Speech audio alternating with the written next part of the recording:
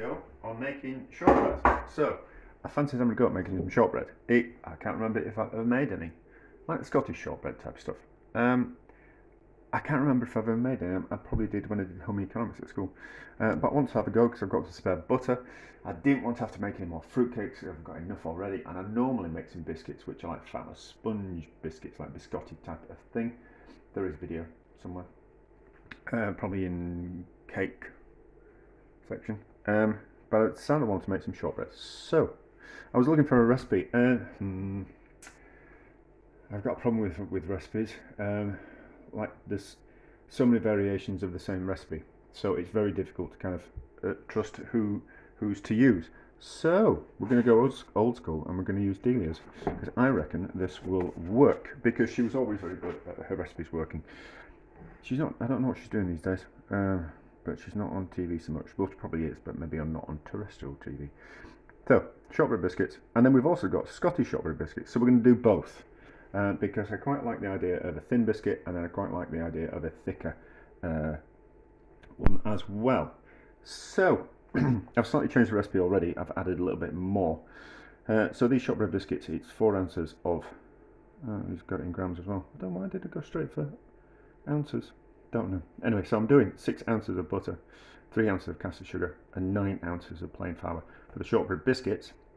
And then for the sake of ease, because it's 6 ounces of, I don't know if you can see, but it's 6 ounces of butter and 3 ounces of caster sugar, 6 ounces of plain flour, and 3 ounces of fine semolina. So the difference is that you substitute, so between a shortbread and a Scottish shortbread biscuit, the difference seems to be that you put in, instead of all plain flour in the shortbread biscuits, the 6 ounces, you put in, it's the same ratios of fat to flour, but you put in you take out 1/3 of the weight of the flour and you substitute that with semolina. Have I got some semolina? Let's just check. Yes, we have. We've got some fine semolina. We've also got some fine cornmeal. I reckon we could use cornmeal as well. I reckon it doesn't make much difference. Let's give it a taste. Lick my finger, stick it in like I'm a drug dealer. It's alright, it's alright. I always kind of think semolina is nicer than cornmeal for some reason. So, lick your finger.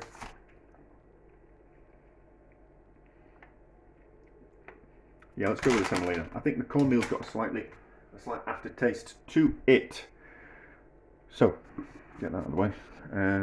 Refresh on the what we call it on the recipe. So I've beaten the butter to soften it, and then I've added the sugar to soften it, and then we add in the flour like so and mix it around, and then kind of form a dough with hands, and then transfer to a board, dust with with caster sugar, and then quickly and lightly roll out 3 millimeters thick, not thick obviously being me, dusting, rolling with icing with sugar if necessary. It says then cut into with a fluted cutter. I'm not going to do that. I think what we'll do is we'll roll it out into a square, and then we'll divide the square into square biscuits. I think I can't bother getting a cutter out. I will have one, but I've got a fluted one probably. But I think just squares will be fine. And then this one is the same kind of process, but semolina at that time, mix it around, and then push into a tin. So we'll have to look at what kind of amount of dough mixture we've got, as opposed to what kind of tin we're going to put it in, because we want it kind of quite thick, don't we? Yes, but we'll see how we go. Oh, we'll mix it in first.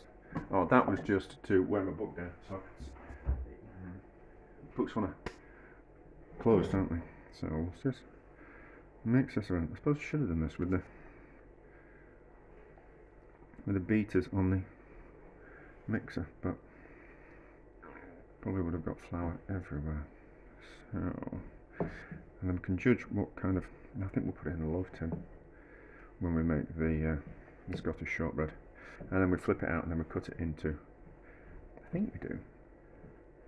How do I break it? I don't know. There's a picture. What we'll do is I'll have a look at the picture, and then we'll see what Delia says. In Delia we trust. There's a few chefs that I trust. Well, yeah, chefs and cooks I trust completely. That I just like Nigella. I always kind of think Nigella's stuff will probably work, and I think because she's cooking for people at home, so her recipes don't have to be used in a restaurant, and it's very difficult to.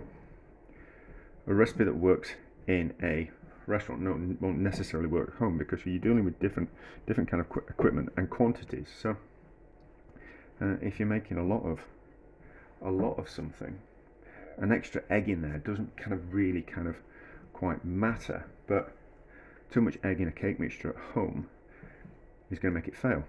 So there's always kind of like that thing going on with recipe books that are made by chefs, whereas I kind of think people like Delia and Nigella are dinner for people at home, and people that have also kind of cooked that, like Nigel Slater, who does a lot of like a journalism type of work, working for the newspapers. Or do they work for, is there such a thing as a newspaper anymore? Probably not as much, but they're kind of designed for people at home rather than people in restaurants. So I reckon their recipes are more likely to work because they've got more skin in the game, haven't they? You know. Anyway, so we'll mix this by hand, which we probably should have done in the first place, and then we'll roll it out. Yeah, this is going to go just enough mixture to go in the love tin. I think this is going to be a pain to roll out. We might roll it out between two sheets of baking parchment. That's what we might do. Yeah, that's just going to crumble to bits, isn't it? But there again, you don't want more butter or liquid in that because you don't want it to be too solid. You want it to be short and crumble and fall to bits, don't we? Right, so I think let's clean my fingers up, and I think we'll roll it out in between two sheets of baking parchment for ease, methinks, and then we might just score it with a knife, but I'll clean myself up and make the other batch as well. Now I've got my fingers messy. I might just mix all the other stuff together. Yeah, I'll probably do that, and then I'll clean myself up, and then we'll be back. Right, so let's see if this works. So, sprinkling of sugar on top, a little bit underneath, a little bit more on top, a little bit all around there. Quick wipe off with the fingers. And then that on top of there, and then gently. Oh, but let's just.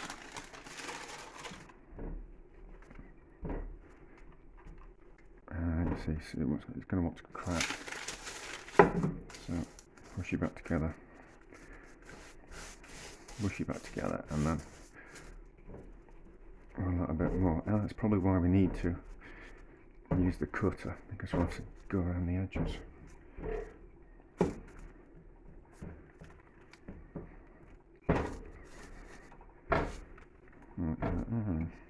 I think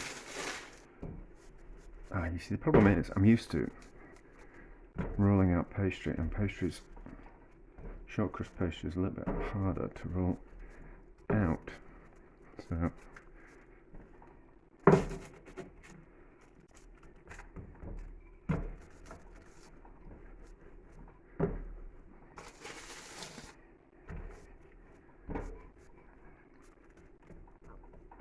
it should push back together.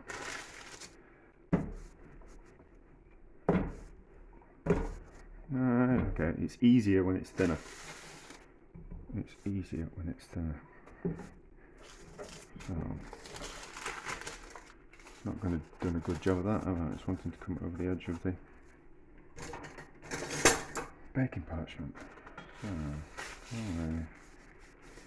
just gently drop that bit on the floor.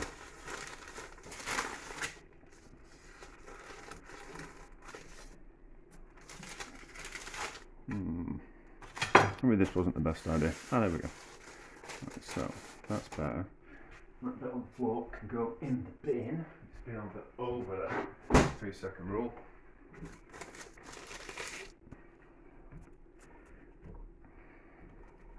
That's probably about 3 millimeters, I reckon. Now, so let's pretend we haven't got a cutter, even though we have, and then let's just, what do we reckon? Can I get 4 or 5? I think they want to be a bit thicker. Let's do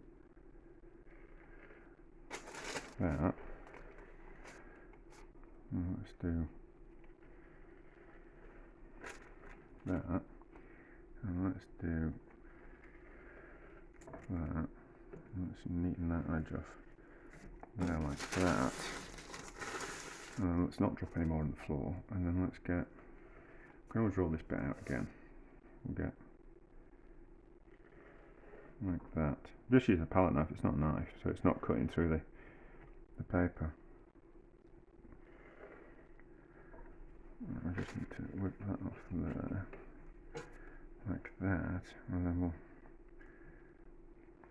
close down-ish. There, I've forgotten how many she said. She said 12. Oh, I've got more than 12, so that's probably a little bit too. No, it's about 3 milliliters. Milliliters! What's wrong with me? What's wrong with me? Do you know, mind you, dementia starts in your 40s, doesn't it? So we'll make a bit more out of that, and we'll put those on we'll separate them slightly, and then we'll put them on the baking sheet like that, and then we dust with a little bit more flour when they come out the oven. What does it taste like? Warm? Yeah, so just move them around a bit more, like that, and then they'll fit on the baking tray. They're not all the same size, are they? But we're at home. I'd much rather be than at work. So, those there, like that. And just, where's my tray? Tray's here. That, just there out of the way. These on the tray. Like that. And then into the oven for, I don't know how long. Wasn't paying that much attention. Oh, that's broken. That can get rolled out again. That's broken. That can get rolled out again. Neaten those on the tray. Make more room for the other ones. And then let's have a look at this Scottish shortbread. There, just make enough room. Will I edit that out? Probably not. That's fine. Out of the way. And then, so, loaf tin. There's one underneath. I've got multiples of things. Relatively cheap. So, what I want to do is that. So that was squished inside that one, and then we have the. We don't have to buy those liners that fit into them. We can just use baking parchment, which is a lot cheaper. And then I think what we do is we just squish this into here, like this, and get it to a rough kind of thickness. Delia would probably say I'm being a little bit too rough with this, and probably Mary Berry would be as well. And no doubt there'll be someone horrible in the comments as well, making horrible comments. But that's just horrible people with horrible lives, isn't it? Let's be honest. If you've got a nice life, you've got no need to say anything horrible in the comments. I know, because I have been that person. So press that down like that, and then they go into the oven for...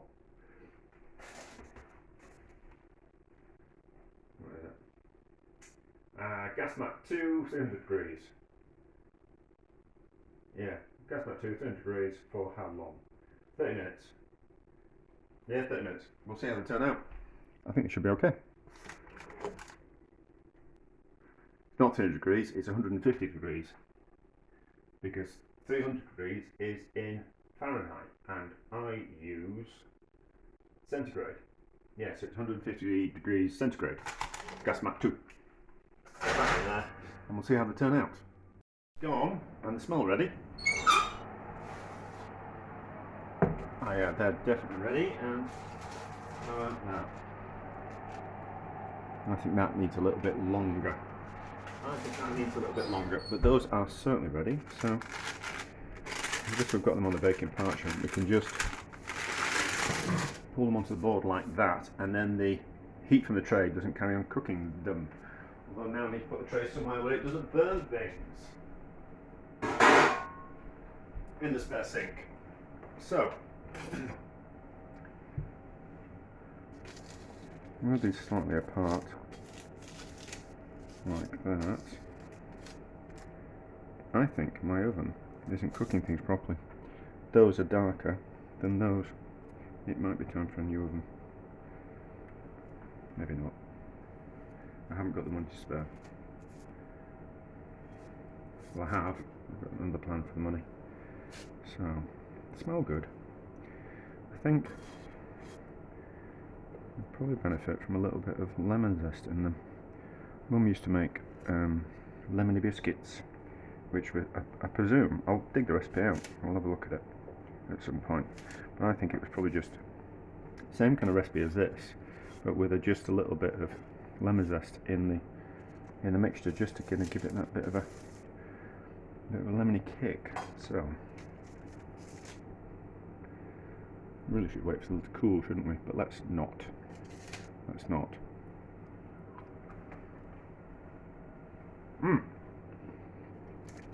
No, lovely.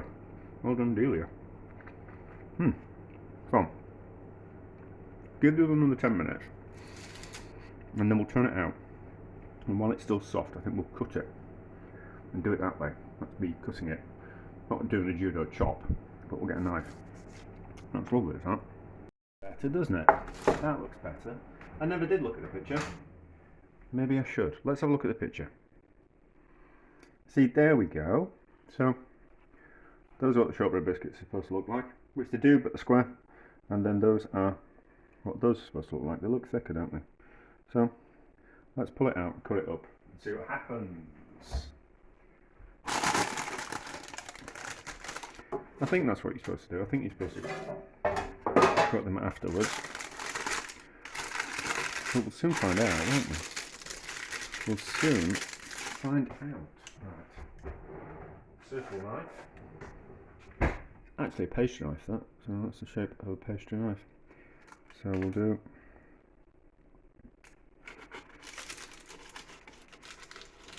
one like that, and then one like that, and then one like that,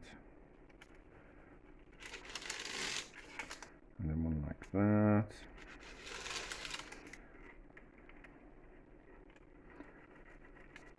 If they need a bit of extra cooking, we'll put them back in the oven, but I don't think they will. And then this last one, we can just go like that, which is a little bit bigger, but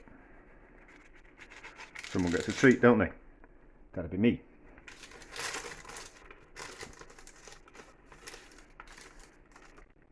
That's okay. It looks alright. We'll see if it hardens up. So let it go cold first. It's going to taste nice because it's butter and sugar, and generally lots of things with butter and sugar in taste nice, don't they?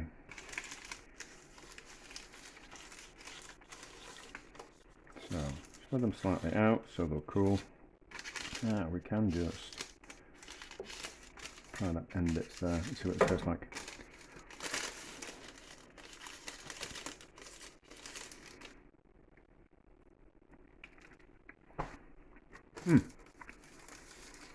That's nice.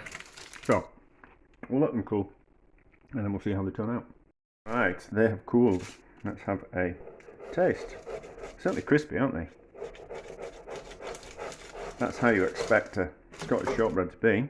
I couldn't find the lemony biscuit recipe. It'll be on my computer somewhere. I will have a look for it, but that'll be something we revisit in the future. So, how's it taste? Delicious. In Delia we trust. So, I'm going to put them in an airtight.